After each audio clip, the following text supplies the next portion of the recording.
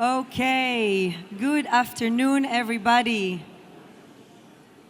Welcome to Code and Command Defense in the 21st Century session. Thank you, everybody.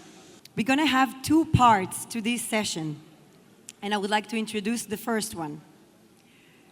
We meet at a moment of profound global security challenges, when modern defense is shaped by national strategy, technological innovation, and cross-border collaboration.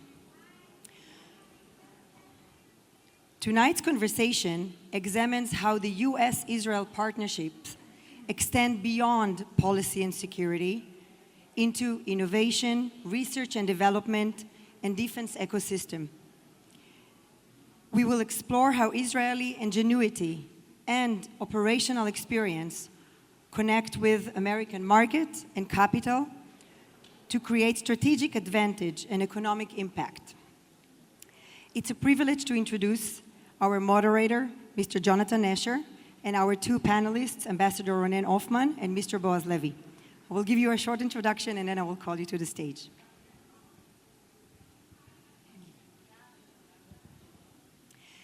Mr. Boaz Levy is the President and Chief Executive Officer of Israel Aerospace Industries, IAI. Mr. Levy has over 30 years of proven experience in the field of air defense missile systems and missiles. Mr. Levy is the recipient of numerous prestigious awards of achievements over the course of his career, including Israel Defense Prize awarded by the President of Israel. On 2024, Mr. Levy was named top 10 defense industry leader by Aviation Week, and on Israel's 76th Independence Day, he was nominated to light the national torch for his achievements on the Arrow interception success during the April 14th Iranian attack on Israel.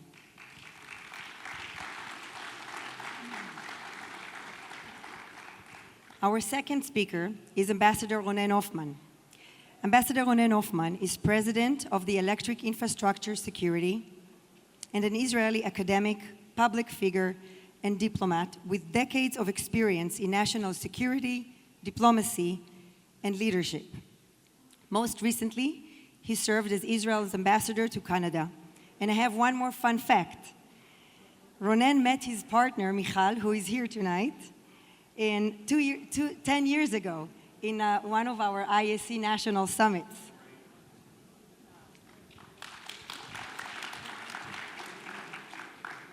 And our moderator, Jonathan Nesher. He's a partner at Bryan, Leighton, Paisner, BCLP, and he is leading the BCLP Aerospace defense sector. John negotiates cross-border transactions in North America, Europe, and Asia, and he regularly advises on US-Israel investments. He is a former IDF Naval Warship Commander and Captain. He graduated from the IDF Naval Academy, Harvard Law School, and Cambridge University. Please come to the stage. Thank you. Good afternoon, everyone. We meet at a moment of profound global security challenges, when modern defense is shaped by national strategy, technological innovation, and cross-border collaboration. Tonight's conversation examines how the US-Israel partnership extends beyond policy and security cooperation into innovation, research and development, and defense-related business ecosystems. We will explore how Israeli ingenuity and operational experience connect with American markets, capital, and industrial capacity to create strategic advantage and economic impact. It's a privilege to share the stage with two individuals whose careers have shaped how nations think about defense and resilience. Ambassador Hoffman's diplomatic experience and Mr. Levy's leadership in aerospace innovation offer a rare combination of strategic and operational insight, which is exactly what we are going to discuss today. My first question will be to Ambassador Hoffman. Ambassador, drawing on your diplomatic background and experience in intergovernmental coordination for extreme threat scenarios, how does civil society, the media, the public opinion, how do all of these influence readiness and the capacity to sustain long-duration responses to extreme threats? Good evening. Thank you, everyone, for attending. Thank you for the opportunity. Maybe I would give few words about the context of the topic, and then I'll answer straight to your point. You know, we people, we live in communities. We live in different communities. I mean, we live in streets, you know, neighborhood, town, city, region, county, state, subcontinent, continents, global village. You pick the community the way you define it. But our communal lives and personal lives within the community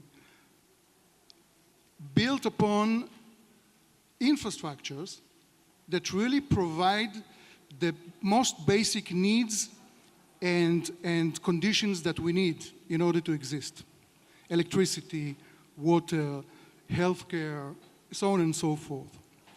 And when the innovation is growing and the development of cutting-edge technologies is higher, then those infrastructures that really provide the existence of our lives and our communities become more and more interconnected and interdependent. And so on one hand, this interconnectivity and interdependencies gives us more, we can enjoy the products of that technology. Our life is faster and efficient and prosperous. But at the same time, these interdependencies, growing interdependencies, and interconnectivity of those critical infrastructures create a situation where we are much more vulnerable and fragile to potential attacks on those critical infrastructures. And so the future, when you look at conflicts, when you look at defense, when you look at global conflict management, when you look at it, and we'll speak about the future later, but when you look at it, you see that what happens is that a failure in one infrastructure creates a cascade kind of effect. And then our enemies are aware of it as well. So what we are going to see in the future is we're going not necessarily to be attacked only by ballistic missiles or by drones with explosives, but a mega cyber attack can really knock down our infrastructure and could, cause something which will actually stop the continuity of our societal communal life, or even some personal needs that we'll not be able to get. So when we think about innovation and defense, I think this is the context where we should analyze what's going to happen. And obviously, this is what, as president of EIS Council, my organization, that's exactly what we focus on. Helping governments, helping societies, helping communities to prepare and to protect the critical infrastructures in order to be prepared for those kind of threats. So just one more minute. So when you ask me about the collaboration, I would just say that while in security and in defense, the collaboration is really impressive between countries and governments and allied stakeholders, when it comes to civilian life, we are not there yet. And we need to build more collaboration, more cooperation, and more focus on civilian infrastructure in order to complete the comprehensive notion of resilience and defense. Well, that's absolutely the topic that we're talking about, which is national security and the resilience of the people and how those two things are combined. We have examples of that from the war in Israel in the last 2 years, and I think, Mr. Levy, if you could tell us a little bit about what it's like to run a company that has to both produce for national security and take care of the welfare of its personnel, all the while in the same geographic area, which is a unique threat. I think there are lessons from that are relevant to Ambassador Hoffman's ideas about resilience. So good evening, everybody, and again, thank you for the opportunity to be here tonight. As you rightly said, it was a war, a conflict, but it is something that is very well known in the other parts of the world as well. And when you entered into such a conflict, especially when it is during a surprise, it means that you need to overcome a lot of obstacles.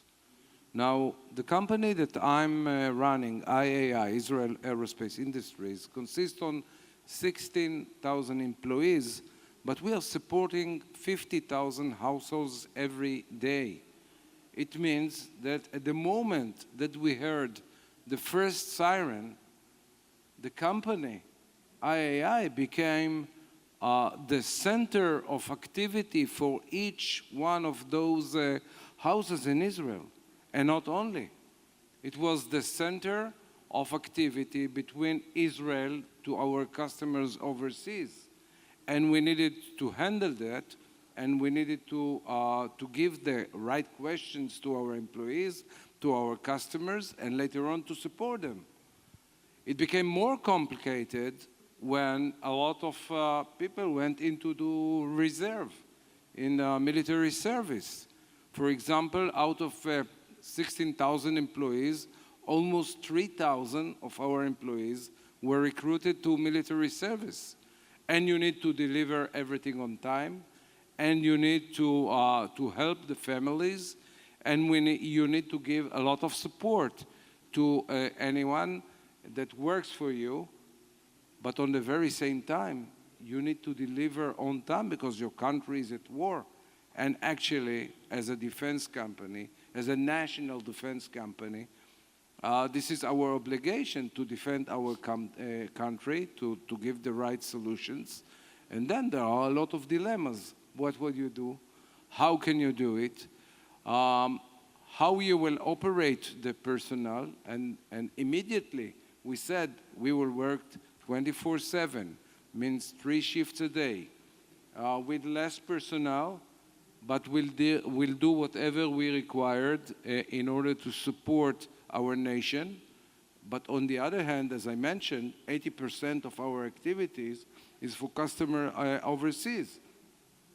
And we gave them the right answers to their questions, whether you are going to supply it on time or not. And we said, yes, we will deliver everything on time. That's what we did. And if you'll see the activities of IAI during the war, you'll find out that we'll met all of our challenges, and our customers everywhere are very happy from the delivery and the schedule and everything. So we found ourselves not only producing tools to defeat our enemies, we also help the society. And I'll give you one example. If your employee is recruited to a military service, and he has a family, a wife, 2 small kids, and a mother, and he used to take his mother to the hospital every Wednesday afternoon, who will take her now? The company is doing that for him. Means it's much more than what we are saying here, like defense company, national company. It's a conflict that is not only between us and our enemies. It's a conflict that we need to overcome a lot of new issues that we never faced before. So the company really becomes it was before a community for the person working there, but even more so during times of crisis. And those challenges that one employee faces, all employees face, and their families of those employees face those challenges across other companies as well. So that's really a unique scenario. We had clients that said similarly, well, we want you to say, we're open for business. And I remember that being a difficult situation where on the one hand, folks in Israel were saying, we need support for this and for that civilian cause. And on the other hand, industry leaders were saying to us, please tell the suppliers and customers we are open for business, because the disruption on one side, on the economic side, also disrupts the national security. I know we have this question coming up later, but I want to ask it now. What lessons can the United States learn from this unprecedented challenge of production, support of communities and personnel and welfare that occurred in Israel and the United States and other Western allies in this respect? I just want to say, before Mr. Levy answers, just want to say that leading the most critical industry during war and lead it also as a community and providing people as humans within that industry in the most critical crisis what they actually need is a wonderful example of resilience and leadership. Thank you. I second that, and we had a sidebar before this panel, and I couldn't think of a situation in the United States where a company would need to produce widgets or items or provide services to the federal government all the while. And I live outside of Washington, D.C. We have a lot of U.S. clients as well as Israeli clients. I can't imagine a conversation that would occur where people would have to both go home and deal with their families, and some of them serving and also running to a bomb shelter, and all the while trying to meet business deadlines. That is not the way that it operates here, and Israel had to do all of that in such a short period of time. It is actually phenomenal, and I think that everyone recognizes that. I'd like to turn back to you, Mr. Levy. Tell us what lessons the United States and other allies can learn from this. So there are a lot of lessons learned that we learned during this couple years. But if I reflect to your question and say what can the United States take from this conflict, then I would say that the geopolitical situation between Israel and the United States is totally different.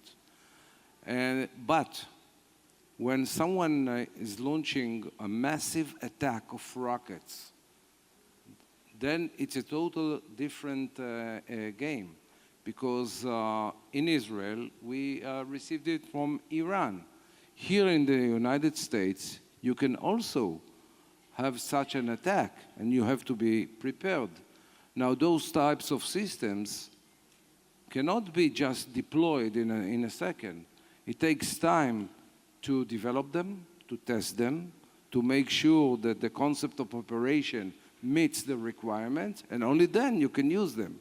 So it's a matter of several years to be prepared. And I think that President Trump's initiative for Golden Dome shows that this lesson learned has been taken here in the States. But it's more than that. You need to know that when this kind of situation occurs, it is not on a military basis. It is not on something that related to the administration.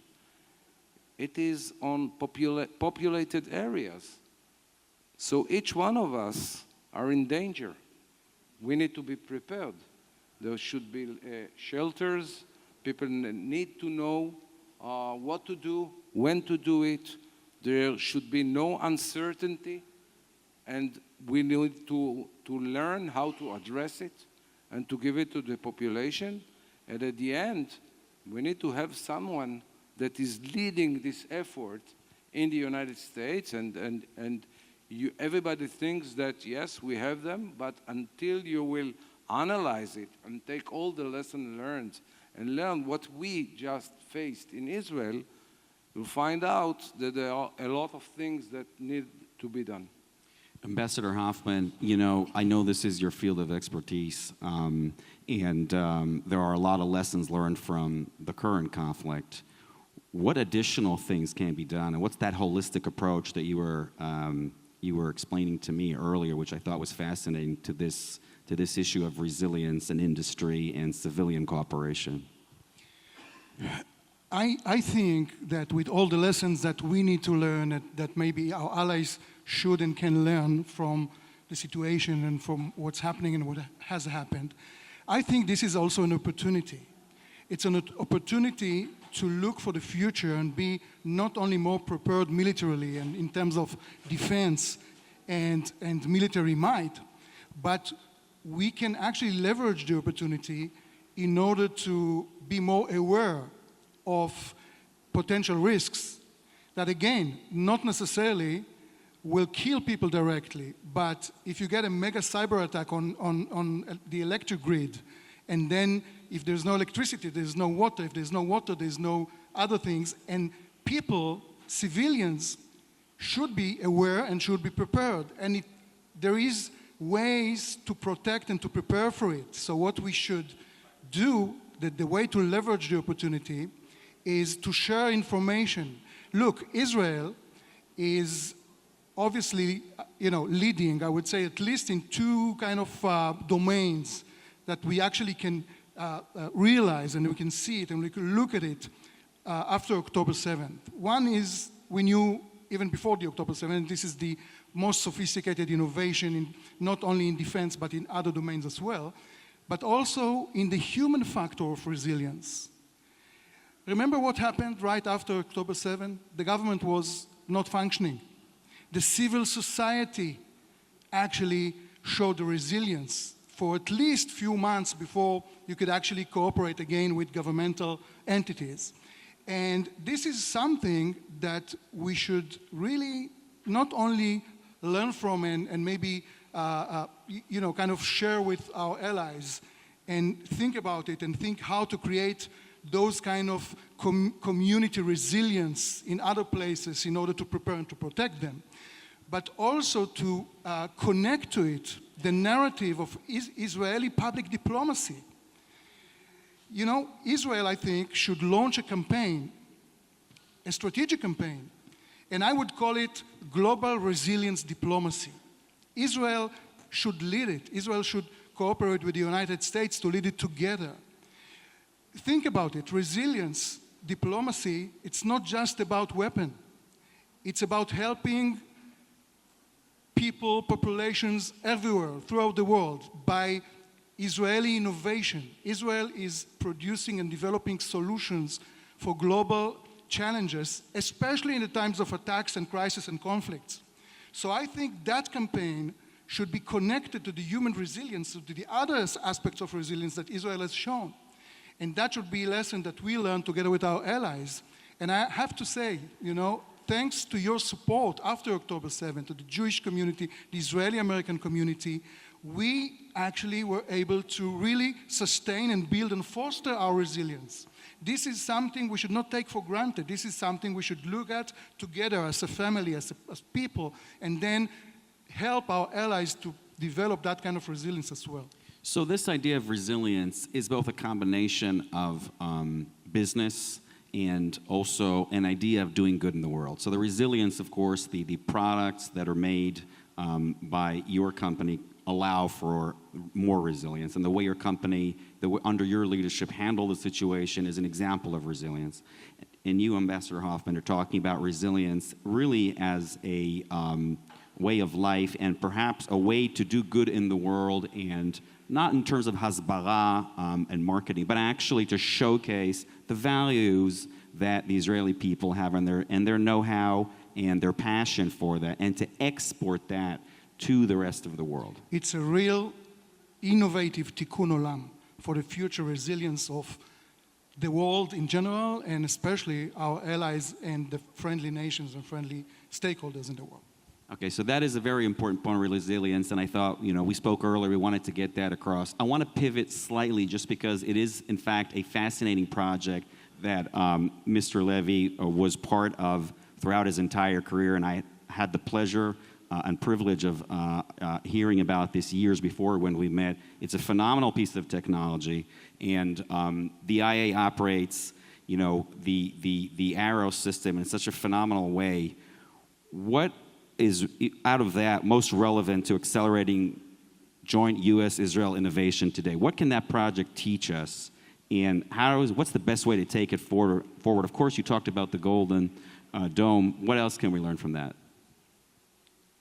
I think that one of the biggest lessons learned from the last conflict that we had in Israel is that collaboration is the name of the game. And in order to give the right solution, to have this resilience to your population, you need to collaborate with allies. Not only one ally, allies that will share same knowledge, same tools, and same philosophy that will enable you to give the right answer at the right place and time. Now, I'm not saying here that our products are the best in the world, although they are. But necessity, as you very well know, is the mother of all inventions. And we are living in a different neighborhood. We need to provide those capabilities to our nation. There is no other chance, and we don't have the opportunity to wait another day to give the solution. You need to think 2 steps ahead in order to bring the right solution to your population. And if you go and collaborate with other countries, then everybody gain out of it. And I think that this is the way that now leaders in the world are seeing the conflict and its results. Of course, the relationship between Israel and the United States is so strong. We developed the Aero weapon system together with MDA, Missile Defense Agency, here in the States. We had a process of building it together and prove it in series of tests. Some of them were held here in the United States. So the knowledge is here, the cooperation is here, and nowadays we have a system that can actually observe the space and find whenever a threat is coming over your territory. And while it observes it, and you can do it from ground radars or from space activities, but you can do it and you can share the information. And upon this information, you can actually build a defense plan that will eventually launch an interceptor toward the threat and intercept it. So that's what we did with Aero 3, but we worked on 2 layers of defense. Aero 3 that intercepted the incoming ballistic missiles in a very, very high altitude. And Aero 2 that did the same, but on a lower altitude. And by doing that, we had the capability of doing shoot, look, shoot capability. Means we launch a missile, we saw what's happening, and if it was required, we launch another one on the same threat. Fortunately enough, during the last conflict, hundreds of missiles were launched toward Israel. We, as I said, we intercepted more than 90% of them. It means that it's a huge success. But I must say here another thing. When we didn't succeed to intercept a ballistic missile, you could see the results. A half a ton or a ton of explosives flying in a high velocity toward a building, it's really something you don't want to see. And then you need to calculate when you are presenting your solution, whether this solution is costly or not. So never measure it by the cost of the interceptor. Cost it by the cost of the damage it created. So it's really amazing technology and obviously saves many lives. To make this product, so many suppliers have to be involved and so many pieces have to fit into that one moment when interceptor is launched. One challenge that occurred during that time is certain suppliers refraining from sending or cooperating fully with the company during a time of war. Can you say a little bit about how you addressed that challenge? Yeah, I'll do it shortly because I can see the time. Actually, we call it in Israel embargo, and indeed several countries put embargo on Israel and did not supply the goods that we used to purchase from them. But I want to take it back to the history and to say something that embargo is never a solution for your enemy. Because whenever someone imposes embargo on you, you find the right solution to deal with it, and at the end of the day, you will not purchase these items from him as well. So that's what we did. And we had technology skills in Israel, and we had allies, and actually we found a solution of any item that was missed. And we delivered on time, not only for the Israeli use, for the entire customers we had. That's phenomenal, and I think just a word about this conference. What an amazing conference and an opportunity to see so many leaders in every industry, including the defense industry, such an important industry for national security here in the United States and for Israel. The IAC provides this type of forum and provides the opportunity to interact with folks coming in from Israel and from all over the world and the United States. I'm one of the founding members of the DC board of the IAC, and I've really enjoyed being involved in this organization for the past 10 years. If this is your first conference or you've just come in, I invite you to interact with the speakers and other folks in your community, whether you're in the United States or in Israel. It is phenomenal what our donors and supporters have done in order to allow for us to be here today to speak to you. Every interaction in this conference is an opportunity to strengthen the relationship between the United States and Israel and to support our communities here and in Israel. So thank you for attending. We appreciate it, and thank you for our speakers.